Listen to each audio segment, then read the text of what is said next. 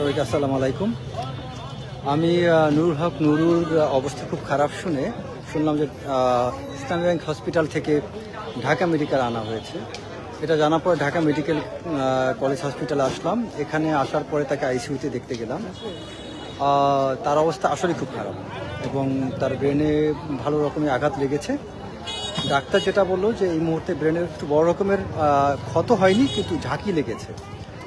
ব্রেনের মাথায় কয়েক জায়গায় আঘাত লাগার কারণে বড় রকমের ঝাঁকি লেগেছে এবং এই মুহূর্তে তাকে যদি সে নিবিড় অবজারভেশনে থাকবে, যদি এটা ডিটারিয়েট করতে পারে আবার ভালো হতে পারে।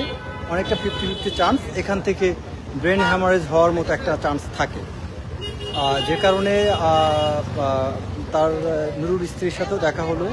তার পরিবারের সবাইকেই আসলে খুবই তার দুশ্চিন্তাগ্রস্ত। তবে দুঃখের বিষয় কি যে ওর সাথে যেটা হয়েছে এটা খুবই মর্মান্তিক এবং এটা খুবই কি বলবো যে এটা একটা লোমহর্ষক টাইপ তার প্রতি শারীরিক অ্যাসল্ট হয়েছে। এবং খুবই দুঃখজনক একটা বিষয় কি যে 2016 সাল থেকে এক নুরুল হক নুরু যে পরিমাণে রক্তাক্ত হয়েছে, বাংলাদেশে কোনো ছাত্র সংগঠনের কোনো ছাত্রনেতা এতটা রক্তাক্ত হয়নি। আরেকটা যদি তুলনা করি সেটা হয়তো ছাত্র দলের বা এখন যে যুবদল আছে রবুল ইসলাম নয়ন আর এই নুরুল হক নুরু। তবে নুরুর ঘটনাটা লাগাতার এই একটা ছেলেকেই সবচেয়ে দুঃখের বিষয় হচ্ছে যে আওয়ামী লীগের সময় টার্গেট ছিল, এখনও কেন সে টার্গেট হবে। এবং এই বিষয়টা আমি মনে করি আসিফ নজরুল যে একটা বক্তব্য দিল যে তাকে তিনি প্রতিবাদ করেন, এটা তো একটা উপদেষ্টার বক্তব্য হতে পারে না। আসিফ নজরুলের মতো মানুষ এখানে সত্যি পদত্যাগ করা উচিত এবং যারা যারা সন্দেহভাজন, যারা এটার সাথে সম্পৃক্ত, যারা নুরুর প্রতি যে আঘাত করা হয়েছে, এটা সত্যি কথা অবর্ণনীয় এবং এদের প্রত্যেকের বিরুদ্ধে অ্যাকশন নেওয়া উচিত এবং এটা কোনোভাবে আমি মনে করি ছাড় দেওয়া উচিত না। 5ই আগস্টের পরে নুরুর মতো যে আন্দোলনের অংশীদার, তার মতো একটা নেতার প্রতি এত বড় জানোয়ারের মতো যে তাকে যে তার প্রতি যে নির্যাতনটা করা হয়েছে, এটা কোনোভাবেই গ্রহণযোগ্য না।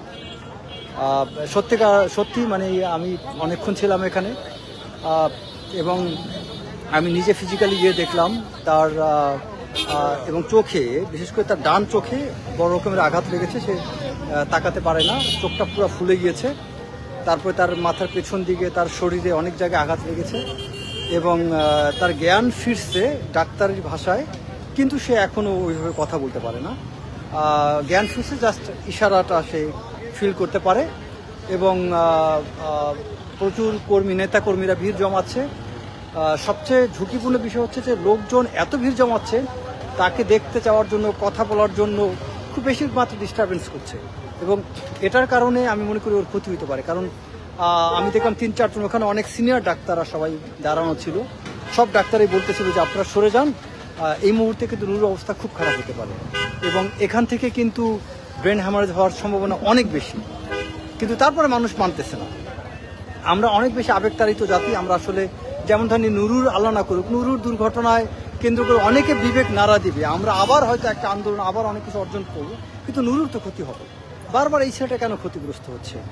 এবং আমরা মানুষের এই দুর্ঘটনা ঘটার পরও দেখি ব্যক্তিগত আক্রমণ নিয়ে, ব্যক্তিগত চরিত্র নিয়ে অনেক কথা বলা হচ্ছে। এগুলো আসলে আমাদের অমানসিকতার পরিচয়।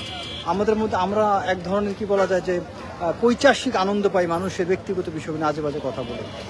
তো নুরুর জন্য দোয়া করি এবং এই নুরুর ঘটনার মাধ্যমে আমাদের বুঝতে হবে যে আসলেই আমরা 5ই আগস্টের পরে সত্যিকার অর্থে আমরা কিছু অর্জন করতে পারি। এটা কোনো অর্জন না। আমি মনে করি সমস্ত উপদেষ্টাদের পদত্যাগ করা উচিত। রাষ্ট্রের গুরুত্বপূর্ণ দায়িত্বে যত ব্যক্তিরা আছে, এটা ব্যাপক পরিবর্তনের প্রয়োজন এবং সত্যি কথা এটা খুবই দুঃখজনক। আপনারা ঢাকা মেডিকেল কলেজে যদি এসে যদি দেখতে পারতেন, তাহলে হয়তো অনুধাবন করতে পারতেন যে এটা কি ধরনের অন্যায় হলো। সবাই দোয়া করবেন নুরুর জন্য। ভালো থাকবেন। আসসালামু আলাইকুম।